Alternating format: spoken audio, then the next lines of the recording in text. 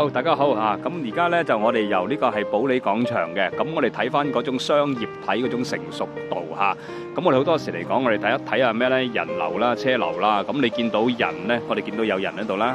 咁亦都係講緊兩旁都係已經泊滿晒車啦。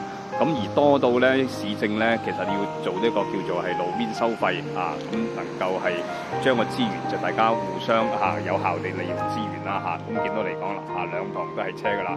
咁第三方面，大家可以睇到嚟講咧，對面嘅食肆，對面嘅食肆咧，你見到不約而同咧，響呢今年裏邊咧，呢半年咧都全部將啲食肆全部開門晒啊！我見到食肆全部都係食肆。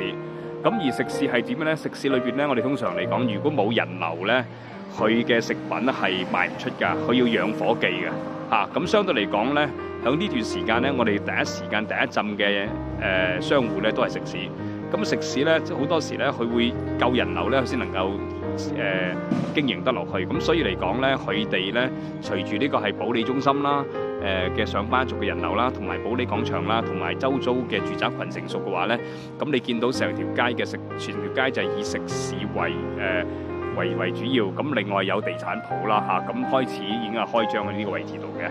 咁所以嚟講，你見到響成個保利新城嚟講咧，一個小型嘅社區咧，同埋一個叫做大型嘅交通樞紐咧，嗰種模式咧就開始展現咗喺我哋嘅眼前啦